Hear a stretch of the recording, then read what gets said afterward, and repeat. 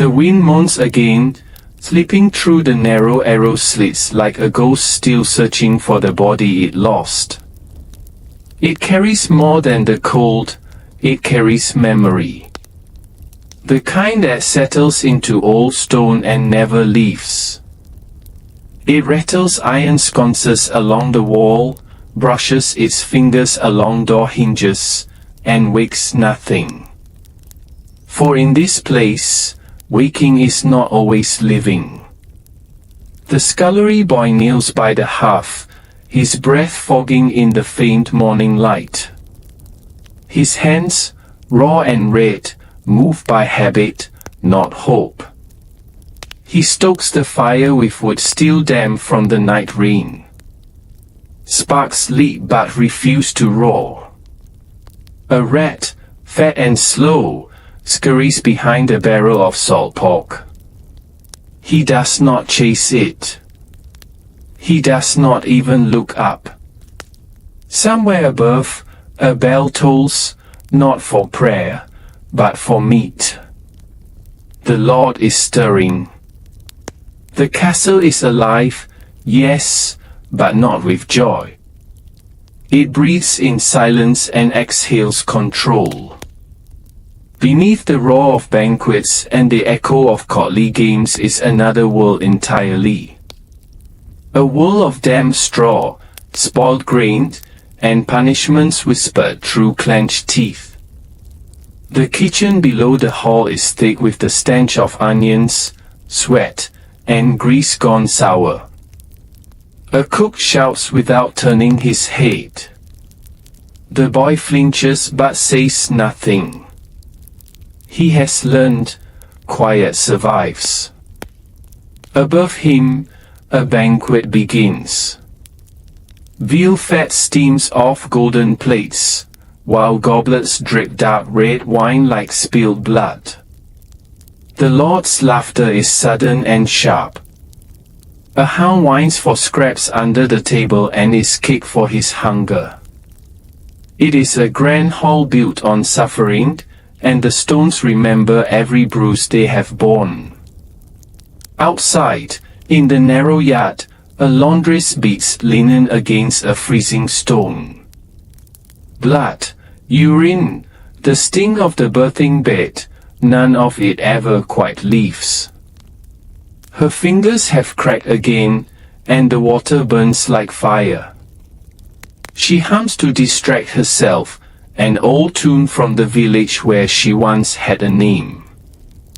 Her sister, sent to a convent with shame stitched into her silence, hasn't returned since the snow began. The laundress sometimes dreams of her, alone in some dim cell, carrying a baby who'll never know its father's name. Inside the castle, doors creak open and shut with no one passing. They are moved by drafts, or things less easily seen. Behind one door, the steward writes his lists. Salt, barley, flax, firewood, punishments. He knows everything. The comings and goings, the lies beneath apologies, the bruises hidden under sleeves. He is the ledger of this place, its witness, its silence. A page races down the corridor, boots slapping against the flagstone. He carries a folded letter sealed in wax. He has not read it, but he has heard. Everyone has. A knight fell from the ramparts last night. Or was pushed. No one says so aloud, but the torches burn longer than usual, and the west tower windows remain lit until dawn. In the chapel, candlelight flickers across a monk's hollow face. His fingers tremble over the record book. He scratches out a name, slowly, with the care of a man burying a body. He does not ask who ordered it. He does not ask who died. He has long since stopped praying for the truth. The bells ring, soft and hollow. A child was born in the servants' quarters yesterday, father unknown. It will not be spoken of again. The mother will return to work by dusk. The lady of the castle walks alone in her solar. Her shoes tap gently against the tiled floor. Her eyes are cold, not cruel, but distant, as though fixed on something far beyond these walls. She wears a gown of soft wool, dyed with madder root and lined with fur, but no warmth reaches her shoulders. A veil hides the bruising near her temple. She speaks rarely now, only in Latin when alone. It is the only language her husband does not understand. She stops near the window slit. From here, she sees the chapel roof, the mews where falcons shriek for blood, the long trail of smoke rising from the village below. Sometimes she wonders how far she could walk before they noticed. But she knows the answer. Her feet are bound in silk. Her life in duty.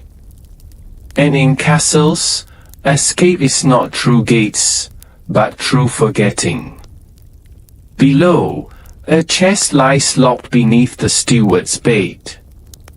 Its hinges rusted, its contents known only to him and one ghost. Once, the boy saw it open. Just once. A child's ribbon, a stained letter, and a ring with dry blood still caught in the stone. The boy never spoke of it again. The falcon cries again. From the high tower, it surveys everything, every shivering servant, every hidden sin. It is fed raw meat, trained to obey, taught to kill with silence. Like everything here. And still the castle breathes. Beneath floorboards, rats gnaw at forgotten corners. In garderobes, the filth of 100 days steams up through cracks. In feasting halls, minstrels sing of love while the laundry dries stiff with pain. It is all part of the rhythm. A sacred cycle of glory and decay. Night begins to creep again over the stones. The scullery boy will sleep near the hearth, curled like a dog, hands under his arms. The lady will pray with eyes open. The steward will check his locks. And the chapel candle will burn just a little lower than yesterday. But the castle does not sleep. It remembers. And in that remembering, it keeps breathing, through pain, through birth, through silence so loud it thunders. Tomorrow, the monk will write another name. Tomorrow, someone will vanish. Tomorrow, a new rule will be carved into the lives of those below. And somewhere, just outside the wall, a hunter's horn will sound, not for war, not for feast, but for something darker approaching.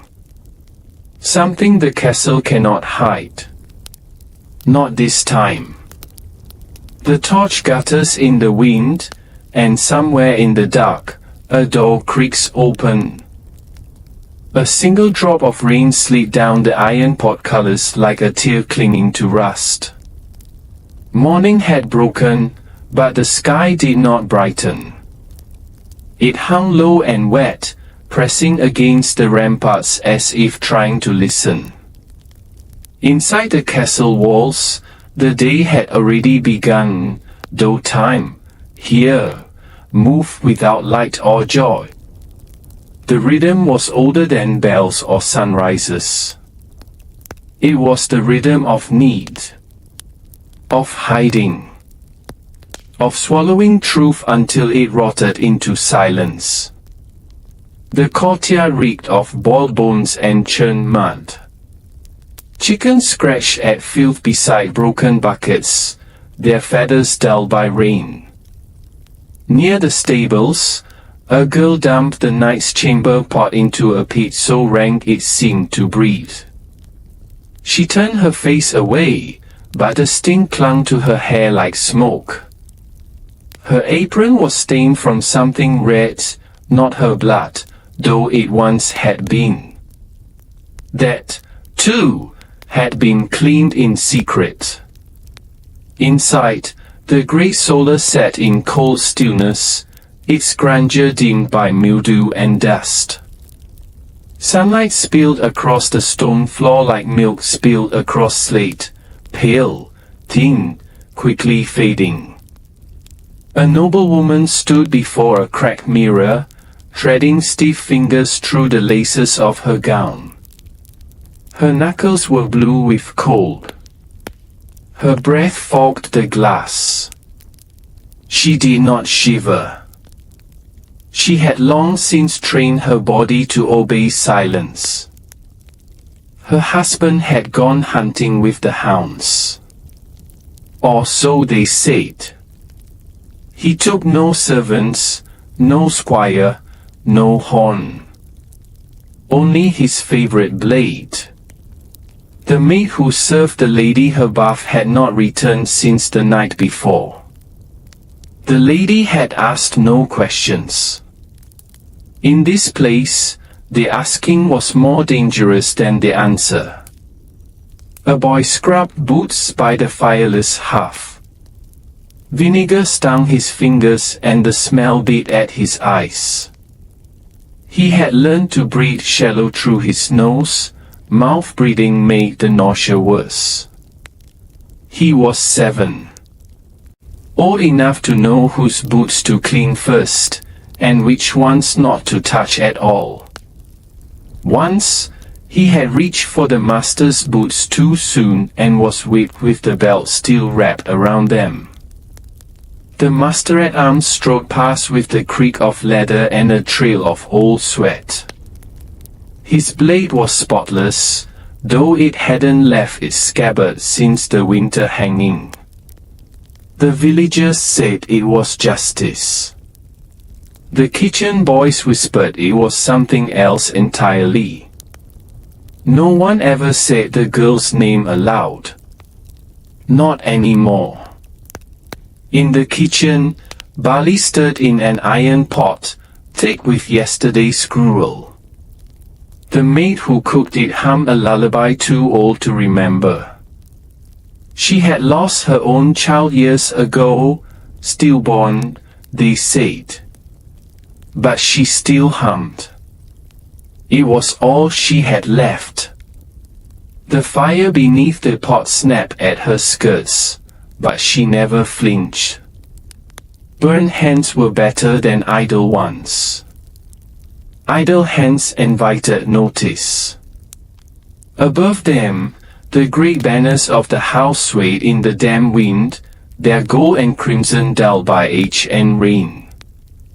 They bore lions and lilies, but beneath the embroidered thread, the cloth was patched and mended. Like everything here, they were proud from a distance and crumbling up close. Stone walls wept moisture, and the mortar flaked like scabs. In some corners, mushrooms grew. There were places no one passed after dark, the west stair, where a boy once vanished, the wine cellar, where locks had been added, not removed, the chapel, where the Virgin's face had been chiseled clean off. They said it was to repair the plaster. They lied. The priest who did it went blind 2 weeks later. He was found clutching his own eyes and screaming about fire. No prayers had been held there since. A knight limped across the courtyard, his cloak dragging through the mud. His face was a ruined tapestry of scars and old stitching, like someone had tried to sew him back together after the world broke him. They said he had fought in the wars beyond the river, against men with painted faces and no gods. But his squire had once whispered, before his tongue was taken, that the wounds came from within these walls. That the knight had seen too much and said too little. That he had bled for silence, not for victory. And still, he walked. He passed the well without looking in. Few did any more. It had a taste of iron, and the servants said it whispered at night. A cook once swore he saw a face beneath the surface, staring back. No one believed him. But the well was chained the next day. The drawbridge groaned with weight, though no one crossed it. The chains moaned like an old man in sleep, slow and reluctant. The portcullis dragged along the ground like a beast in pain. These were not the sounds of safety. These were the cries of a place that remembered.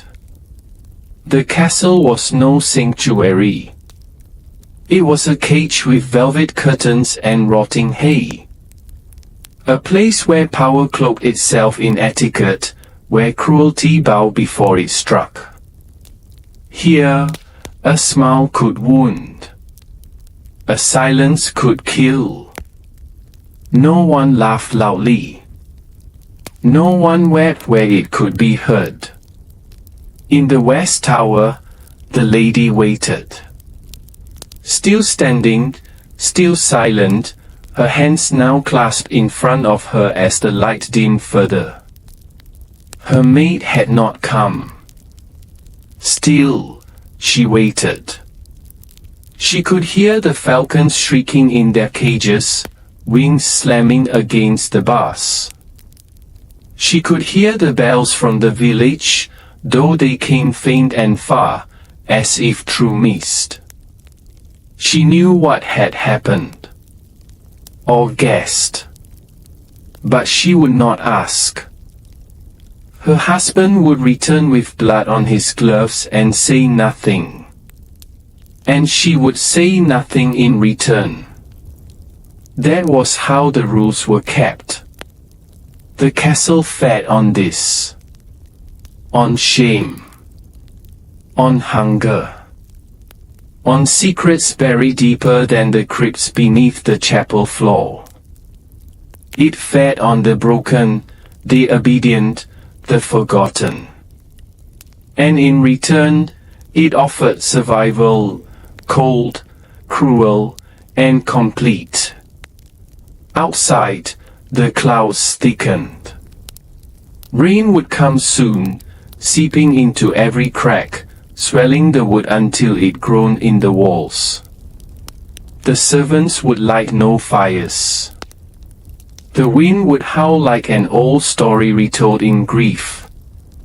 And somewhere, near the east gate, a rider approached, a figure cloaked in black, with no herald and no flag. He bore no seal, but he brought change. Not all guests were invited.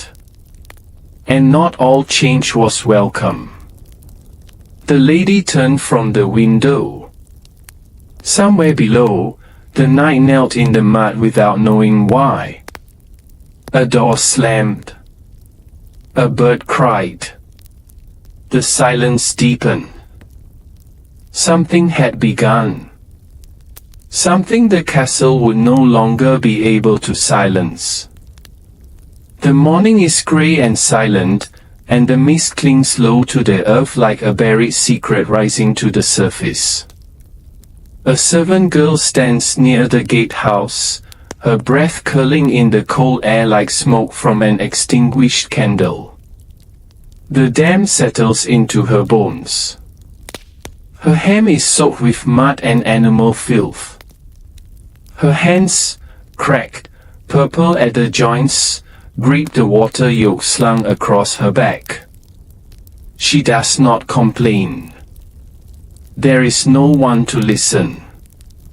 She has been up since before the birds, before even the bells. She has swept ashes from the hearth and picked weevils from barley. And now, she must carry 2 sloshing pails up 3 stone flights to a chamber she is forbidden to enter. The lady's room. A place she has only glimpsed through a cracked door, a veil of lavender perfume, soft silks that breathe in candlelight, and a silence too heavy to be comfort. The stairwell is narrow and slick with moss. She climbs without sound. Her bare feet slap softly against the stone. With each step, the pails knock against her knees, bruising what little softness she has left. She has long forgotten what warm water feels like on her skin. Hers is not the world of warmth. Hers is the world of smoke, of grease, of cold blood on straw. Beneath the kitchens, the undercroft waits. A world of salt barrels and hanging pig carcasses, their mouths frozen in mid-squeal. It smells of damp wood and stale tallow. In the corners, mold blooms like sickness across forgotten bread. And in the wall, beneath the shelves of smoked meat and broken tools, there are bones. A mason, they say, crushed when a wall fell. But no one speaks of him now. His name is gone from the ledger. The girl passes this place twice a day. She never lingers. Above her, liars play. Somewhere in the great hall, nobles drink honeyed wine and speak in the language of leisure. Their shoes are warmed. Their hands are soft. They dance, not knowing the music below is written in bruises and blisters.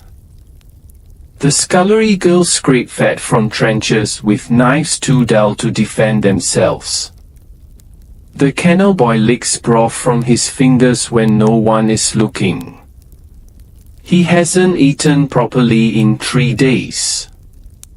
The steward walks the corridors with a wax tablet tucked under his arm and a rusted key ring that rattles with every step. He writes the rules. He decides who eats, who bleeds, who disappears. The boy who stole a chicken last summer had 3 choices: the whip, the oubliette, or frost. He chose the gatehouse. 2 fingers blackened before the frost let go. He works now in silence. That is the rule: those who survive do not speak. The lady miscarried last spring. No one heard the screams but the midwife. No one saw the blood but the girl who burned the linens. By morning, the midwife was gone. Her small trunk of herbs, motherwort, juniper, the root with no name, was thrown into the fire. The ashes scattered into the wind, like the memory of the child. A ghost without even a cradle to haunt. In the courtyard, iron rings clink. A prisoner, gaunt and slack-jawed, is dragged from the oubliette. His eyes are clouded, unfocused. He was a clerk once. Knew how to read, how to write, how to think. But the dark has taken all that from him. He speaks now only in fragments, like a book torn by the wind. The guards do not hear him. They feed him broth and throw bones at his feet like he is something less than man. By the kitchen fire, a dog licks a wound open on its side. A pink, raw thing that weeps with pus. The cook sees it and swats it with a ladle. The dog yelps, then lies down again. It, too, has learned the price of weakness. In this place, no living thing is truly clean. Everything carries the stains of where it has crawled, or who it has served. And still, the castle stands. From the hill beyond the river, it looks like a story. Turrets reaching into cloud, flags fluttering like the wings of angels. But step inside its walls, and the truth presses in, thick as smoke, cold as stone. It is not a sanctuary. It is a veil. And behind it, cruelty dances in sleepers, and power weeps behind locked doors. The girl reaches the lady's chamber. She leaves the water outside, as instructed. She never knocks. She never speaks. She once glanced into the chamber when the door creaked ajar and saw the lady staring into a mirror as if searching for someone else entirely. A ghost, perhaps. Or the woman she might have been, had the castle not swallowed her. The girl turns to leave. At the end of the corridor, the steward's candle flickers. He writes something in the ledger and blows out the flame. The hall darkens. Somewhere in the chapel below, a bell tolls once. A single note, low, aching. Not a call to prayer. Not anymore. The priest has gone hoarse from praying. The girl returns to the lower levels. She passes the undercroft again. She hears the pigs rustle in their hooks. She hears something else, something soft, like breath in the dark. She does not stop. She reaches the small mirror above the washing basin. A cracked shut, just enough to see one eye, half a mouth. She leans in. The face she sees is hers, but not.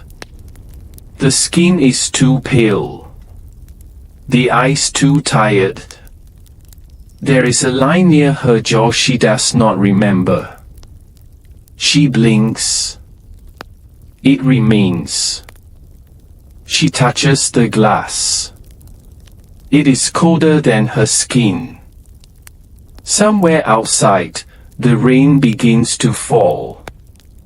A slow tapping against the shutters. The world will grow slick again. The steps will be dangerous. The mud will rise.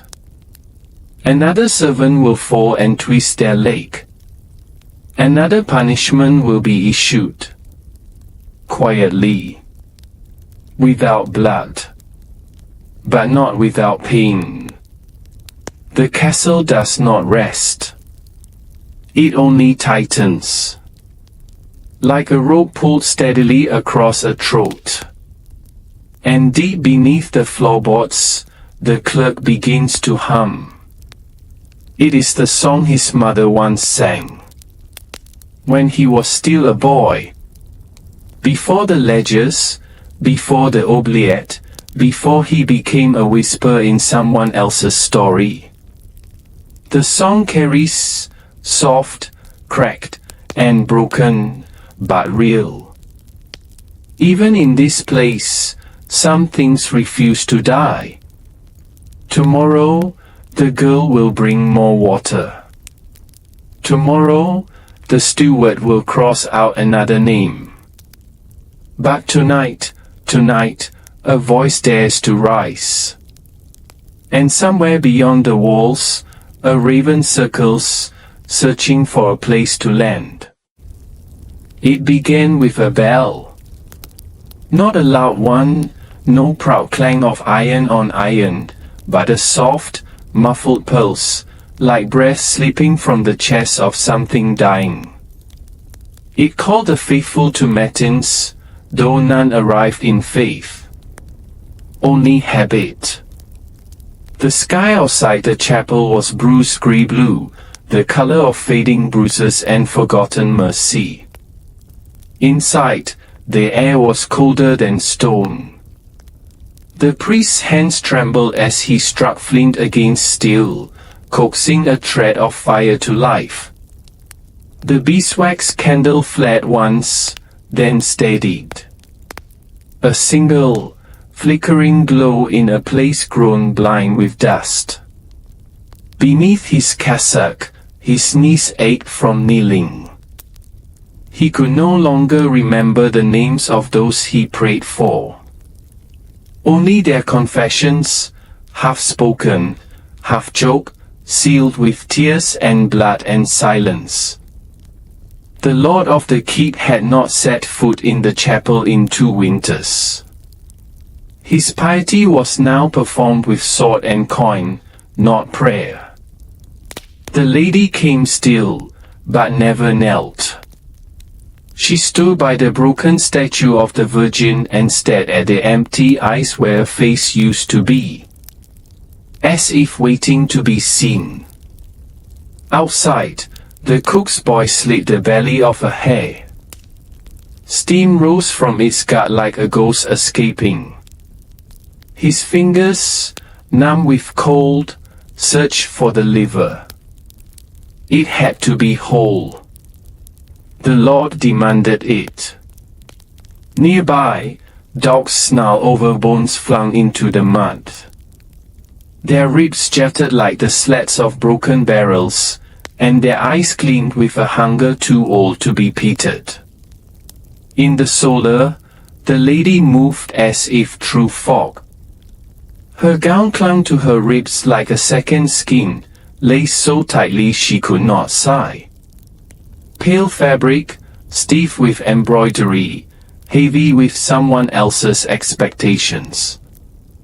Her feet padded softly across the floor, but nothing in her movement was soft. She passed the mirror without looking in. Mirrors in this place did not reflect. They remembered. Her maid stood beside the hearth, eyes low, lips pressed into silence. She was just 14, with a ribbon still tied at the end of one braid. Purple bruises bloomed along her neck like violets in frost. She did not flinch. Not anymore. The bedding had already been burnt, ashes shoveled into the fire before dawn, before the cook's boy stirred, before the bell rang. The maid knew how to scrub linen until her knuckles split. She also knew how to swallow shame without choking. The garderobe stank so bitterly it hurt to breathe. Buckets overflowed, their contents thick and clotted from days of frost. Flies, slow and drunken with cold, still hovered where the heat of waste rose faint and sour. No one complained. Not in winter. You learn to live with the filth. Better that than punishment. Better that than being noticed. Below the chapel, down the damp passage where the air grew thick and breath turned to mist, the crypts waited. A rat, bold and fat, chewed on something soft near the stone arch. Its tail flicked through candle soot. One monk saw it. He turned his face to the wall and resumed chanting. Saint Deus, Saint Fortis, as if holy words could unmake what the eyes had seen. The monks were quiet men now. They prayed with eyes closed and ears covered, pretending that faith could bleach sin from stone. They had buried too many girls in silence, had copied too many letters they dared not sign. The oldest among them had lost his sight but still held the quill. He dipped it in ink and scratched names into books that no one would ever read. The castle bore stories like scars, deep, half-healed, some festering. Names not spoken aloud lived in the walls. The girl who fell from the tower after refusing the wrong hand. The boy who drowned in the well after stealing fruit. The scribe who vanished after copying the letters sealed with wax the color of dried blood. None were listed in the ledgers, but their absence was felt, thick as smoke in a locked room. They haunted not with chains and cries, but with what was left behind. A braid of hair, a half-written word, a missing page. Obedience here was not taught with sermons or scrolls. It was taught with cold, with silence, with hunger, with the knowledge that every door could shut from the outside, and that some never opened again. Even the youngest servants knew which stairs creaked too loud, which looks meant danger, which touch would cause more than pain. It was not merely a castle. It was a breathing thing. A world enclosed in stone, ruled by rules never spoken but carved into action. The rule of wait. The rule of silence. The rule that the one who listens and says nothing survives. For a time, the lady stood at her window.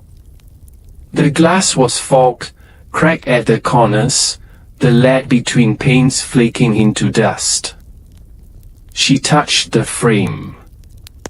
Her fingers left no print. Outside, the sun began to rise. It did not warm. It only cast longer shadows. Behind every slit window, behind every arrow loop and curtain fold, shadows stretched like secrets refusing to sleep. Below, in the courtyard, the guards changed watch. Their armor clinked with frost. One of them coughed into his palm. Blood bloomed through his glove. He wiped it on the hem of his surcoat and kept walking. Sickness was weakness. Weakness did not survive long here. The bell rang again. Soft. Almost tender. But no one looked up. Not the priest, who held a shaking flame in his cupped hand. Not the lady, who stood like a statue in linen and bone. Not the girl with the violet bruises, who pressed her fingers to her lips and swallowed everything she wanted to scream. The castle moved forward, as it always had. A machine built not of gears and wood, but of shame and silence. A system that fed itself on fear. And when it starved, it fed on bodies. But something stirred. In the crypt below, a rat fled. Not from hunger, but from sound. The old monk's quill had snapped. And in the silence that followed, the priest forgot his prayer. Somewhere within the chapel walls, a draft whispered through old stone. A name. Once erased. Spoken again. And far beyond the gates, a crow took flight, cutting across the pale sun, heading for the forest's edge, where the trees whispered truths the castle dared not hear. The snow fell like ash, slow, soundless, and certain. It collected in the arrow slits like forgotten dust, clinging to stone where no hand would brush it away. Inside the walls, the wind screamed through the battlements like a spirit denied rest. It clawed at the cloaks of watchmen who no longer felt their own fingers. They stood still, like statues carved from ice and duty, their eyes fixed not on the horizon, but inward, on thoughts they dared not speak. Below them, a fire crackled in the great hall. But its warmth never wandered far. It lived for the nobles, the lords who circled it with goblets and bows, but the heat never touched the dormitories. There, the servants huddled like cattle, five to a mattress of straw and burlap, their breath rising in clouds. One girl coughed through the night, curled around her ribs like she was cradling something broken. Another murmured in sleep the name of someone long dead. At the gatehouse, a boy waited. His hands were red with cold, raw from leather and iron. He had polished the same saddle strap 10 times. It gleamed like oil in winter light, though his fingers bled. He did not cry. His father, the blacksmith, had been gone 3 nights. No one had said where. No one had said anything. So the boy waited, his back straight, his eyes dry. He would not be the one who asked. Not here. Not in this place where questions were like arrows, dangerous when loose, deadly when aimed. The drawbridge had not lowered. The snow upon it was undisturbed. He watched it every hour. In the knight's hall, the air was thick with wine and oil. The scent of iron and sweat soaked the walls like rot. Armor lined the stones like trophies, burnished until it shone. But the hands that cleaned them were bruised and cracked. Young squires moved silently between the walls, dreaming of tournaments and tales of glory, yet finding only bruised ribs, cold babs, and blades that cut more through pride than flesh. One boy wiped down a chainmail shirt that had never been worn in war, only in ceremony, over velvet. He stared into its links like they held a question he could not ask. By the hearth, a cat slept in the ashes. Its fur was thinning. Too weak now to chase the rats, it had become one more mouth that wouldn't be fed tomorrow. Outside the solar, a woman paced.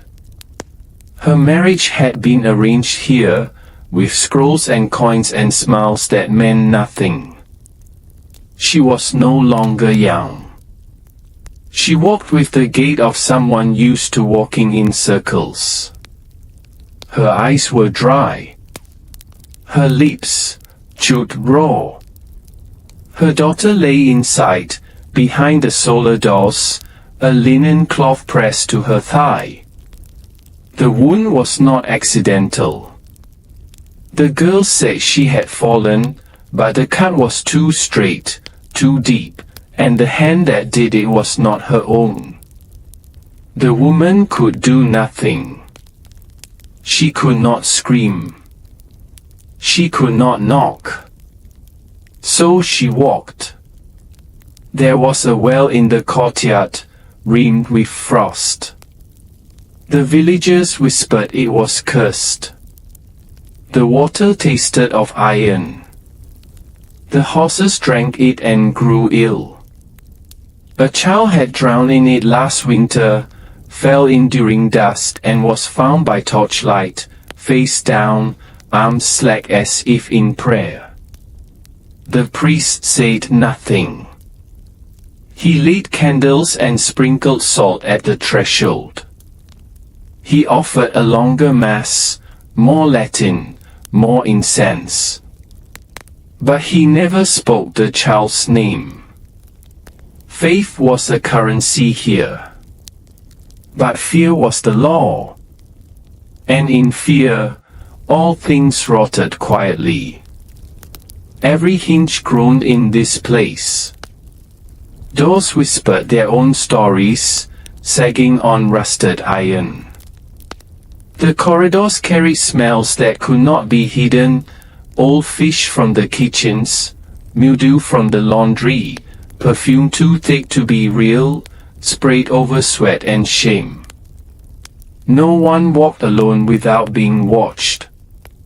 And yet, no one was ever truly seen. Privacy was an illusion. Intimacy a liability. Secrets were the only true inheritance passed through generations here, hidden not in books or scrolls, but in looks exchanged, in tasks performed too quickly, too quietly. The cooks knew who was bleeding. The laundress knew who screamed at night. And the falconer, silent, stooped, with fingers like gnarled roots, had seen the Lord's brother fall from the ramparts. He'd been called drunk. He'd been called ill. But the falconer had seen his face as he fell, eyes wide not with wine, but betrayal. The falconer had been given coin. And a knife pressed to his throat. He had not spoken since. At dusk, the boy at the gatehouse finally let the tag fall from his hands. He pressed his cheek against the wooden beams, rough with splinters, and closed his eyes. He did not cry. His father was gone. But so were many fathers. Taken by war, by wolves, by the Lord's own temper. Grief here was not public. It was folded into chores, sewn into hems, scrubbed into flagstones. No one wore it on the face. Only in the quiet between bells. The great hall roared with laughter. Meat spit crackled on hooks. The lords feasted. They did not hear the wind scream. They did not feel the stones cold seep. They did not see the boy kneeling alone in the snow, praying not with words, but with waiting. The woman in the corridor placed a kiss on the solar door and turned away. Her daughter had stopped crying. That silence terrified her more than any scream ever could. The servants blew out the lanterns. The rats came out. The cat did not move. And the curse well gurgled with melting snow. The castle does not sleep. It digests. Every sorrow, every scream, every lie told over pewter plates. It consumes the truth and buries the bones. But even beneath stone, something stirs. The drawbridge creaked just once. Not open. Not yet. But the sound was there. Tomorrow, the boy will wait again. Tomorrow, the maid will scrub blood from the floor. Tomorrow, the feast will be served with laughter louder than the hunger below. But tonight, a raven perches on the tower cross, and does not leave. It watches. Because something is coming. Something the castle has forgotten how to bury. It begins with a flicker of light, no more than a breath of flame, trembling inside a horn lantern. The Chamberlain walks alone, as he always does before the sun dares show his face. His steps echo in the stone corridor, slow and deliberate, like a monk counting sins in the dark. Smoke drifts behind him, curling in the frigid air, clinging to the arches like forgotten prayers. He carries no keys. Only a ledger. The pages curl at the corners, stiff with age and sweat.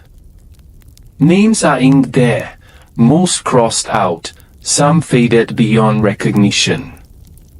He stops by a door. It is scratched deep, the wood splintered from within. No lock secures it now, just a rusted ring nailed shut. No one asks why it was never replaced. No one speaks of who lived there. And yet, when the wind changes, a sound carries through the hall, a dry rattle, almost a breath, almost a memory. The Chamberlain moves on.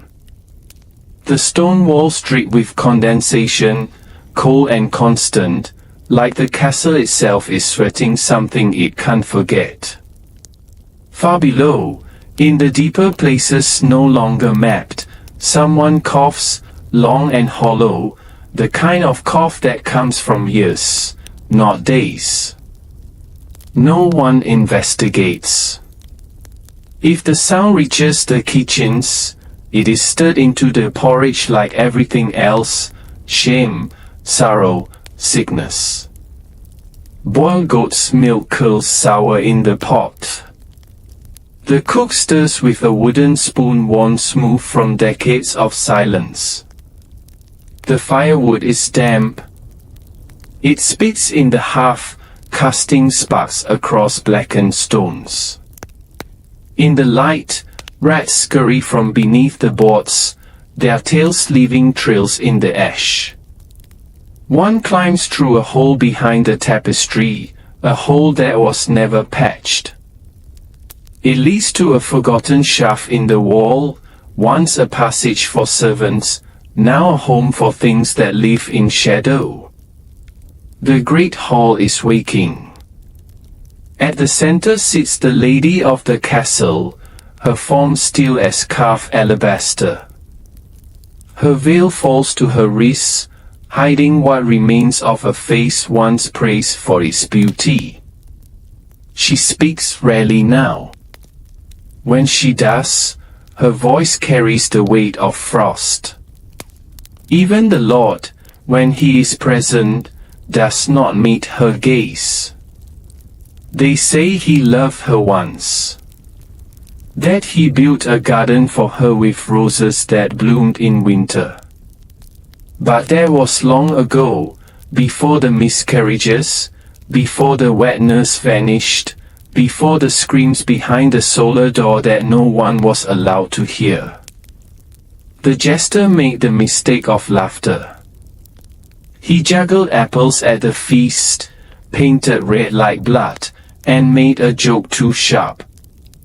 The Lord's face did not change, but the jester did not return to the tower that night. The stables reeked for days.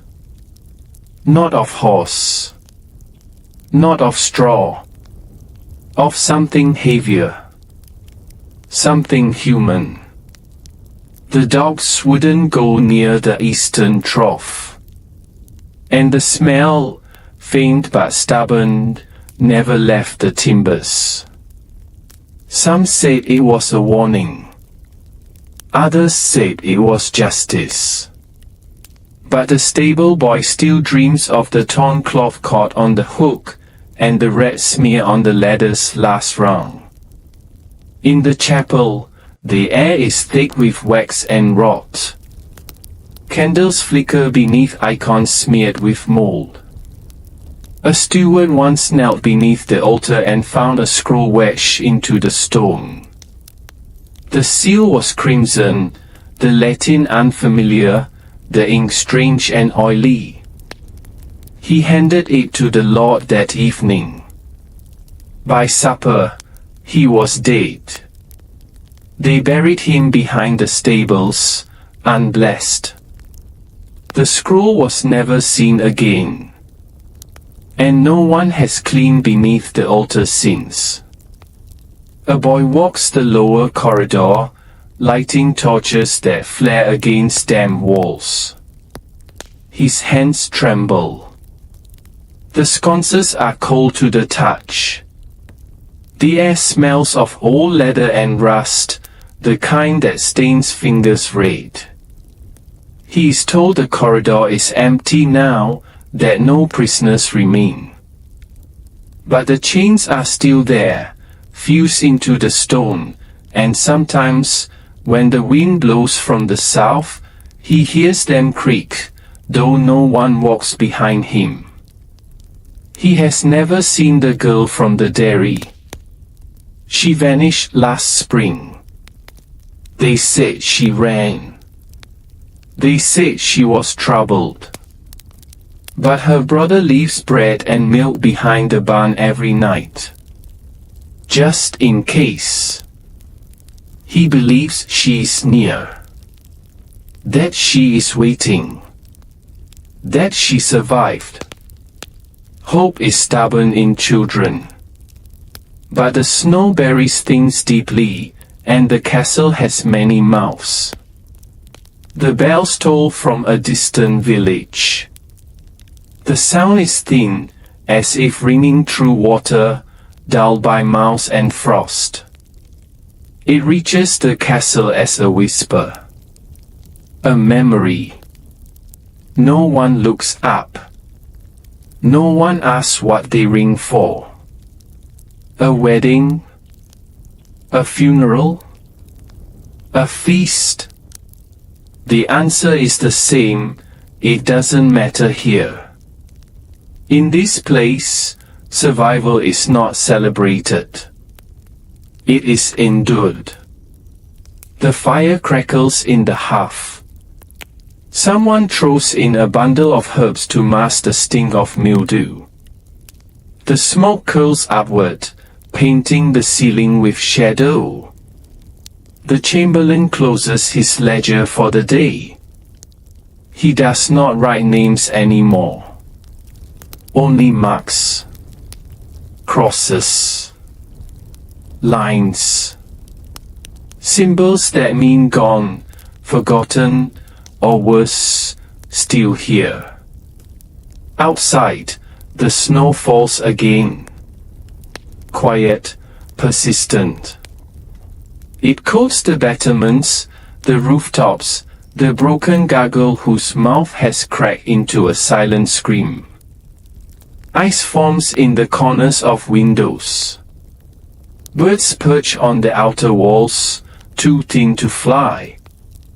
One pecks at its own foot.